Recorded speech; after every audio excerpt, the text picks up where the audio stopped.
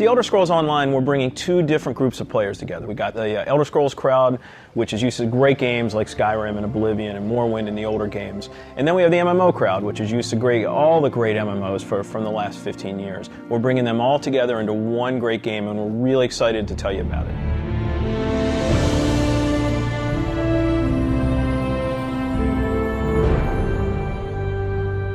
Elder Scrolls Online, everything you need to know about it is right in the name. It's Elder Scrolls, but it's online.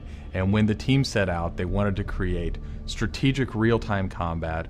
We wanted to create a lot of world immersion. We wanted to create a landscape that was rewarded exploration.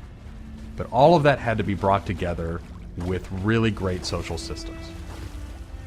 So Elder Scrolls Online, it's set 1,000 years before Skyrim. And not only is it 1,000 years before Skyrim, but it draws on all the legends and everything that you've read about in the books that you find in Elder Scrolls games. So we've got 20 years of lore to draw upon.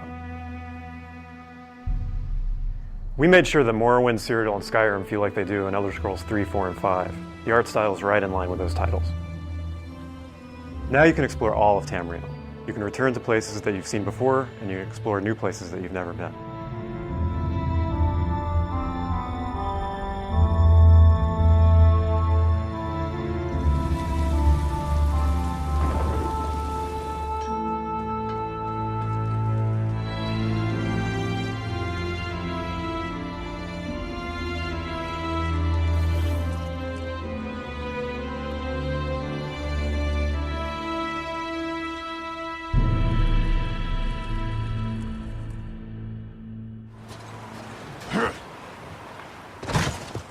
This is an Elder Scrolls combat system.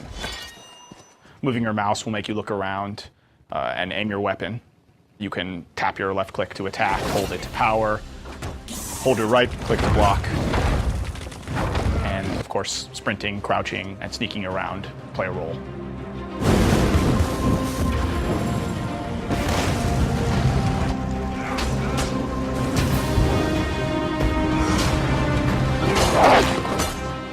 All of our characters are designed so that hundreds of them can be on screen at one time. You're going to have lots of customization options to make your character look unique. You'll find Dwarven armors, Daedric armors, Elven armors, basically all the types of armor styles and customization options that you expect from an Elder Scrolls game and Elder Scrolls lore. By far the worst experience of any online game is at its launch, when you're trying to find your friends, you can't find people, you create a character on one shard, and then you find out everyone else is on another shard, and you have to move. That experience is not good. So we are not going to have shards. We have a technology we call Mega Server, where all players are on one server. So all your friends are right there, you just create a character, you click play, and you go. The game is smart about where to put you. It puts you in game spaces with your friends, with your guildmates. It's a way to be connected with everyone, and the game figures out where to put you. So with Elder Scrolls Online, one of the big things is that you'll be able to get together with your friends and overcome obstacles. So things like public dungeons, heroic dungeons, but most importantly, when you participate with your friends or even just with strangers, you're not competing for resources. You're all working together to overcome something, and you get equal credit for that. As a player, you're able to start off by picking one of 9 races. You'll be able to pick a class. So that's just the start, though. From there, all of the choices you make with quests, all of the choices you make in which abilities you choose, which weapons you use, which armor you use, really help make your character stand out in the world. The basis for the customization system in Elder Scrolls Online is that you can use whatever weapon or armor type you actually want to use. You can play as a heavy armor character who's a tank with bow, or you can play as a mage who uses a two-handed weapon, or you can play as a sneaky guy who runs around healing people. With the combination that you selected out of what armor type you use, what weapon type you use, and what class you use really creates a unique character experience for you. one of the things you're going to be able to do that's going to make you stand out is you have perks. For instance, perks allow you to become a werewolf or a vampire, or maybe even have special pets. But it's not just about that. There are other things like how you increase your stamina, how you increase your magic, or how you increase your health that really take you from your initial class choice, and it makes you stand out because you're saying, these are the things that are important to me. This is the way I want to play. This is the role I want to take in combat.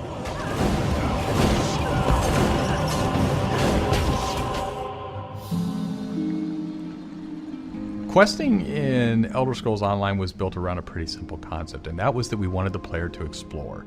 And we wanted, when the player explored, for them to be able to see something around a corner and say, oh, well, I was on this quest, but now I see something over there that's really interesting. And so they had this decision point of, you know, which thing do I do next? And that's really where we want the player to go. It's not what do I do next, it's which one of these things do I do next. The way a player finds quests in our game is really through exploration. As they wander around the world, we have an on-screen compass, and that really points out the areas of opportunity or points of interest to the player. When the player finds a point of interest in the world, this is really where all of our story content is. And they're an opportunity for the player to make a change in the world. And a really good example of that is there's a werewolf invasion. When the player gets there, they fend off the werewolf invasion, they save the town, and every time you come back to that village, you'll be remembered and thanked by the villagers. The werewolves will be gone just like you would have in Oblivion as the hero of Clutch. Once you hit level 50, that's really where the game opens up. At this point, you're going into Cyrodiil to PvP, or you're deciding you want to go on a heroic raid with your guild and your friends, or maybe you might go into an adventure zone, which is our way of getting you into a zone where you can play solo, you can play with a small group, or you can play with a really large group to overcome obstacles.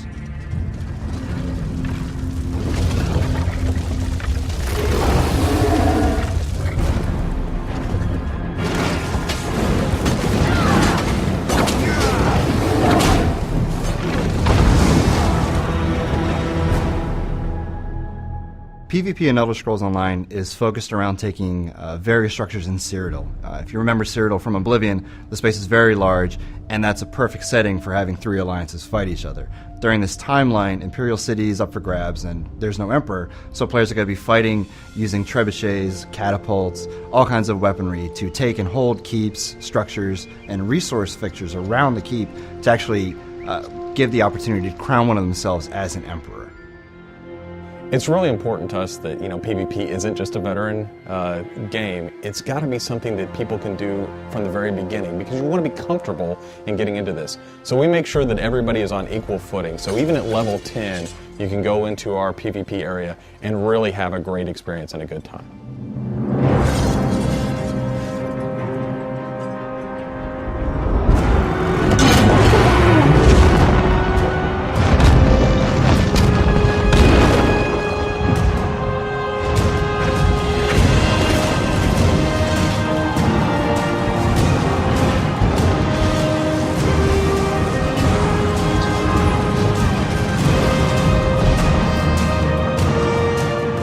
With a game the size of the Elder Scrolls Online, it's really hard to, in one demo, one presentation, one video, to list everything about the game. So what you've heard today are the basics. Over time, we're going to go into more depth in everything you've heard about today, and then all the other systems which we haven't talked about yet. All these elements are going to come together and make Elder Scrolls Online the next great online RPG.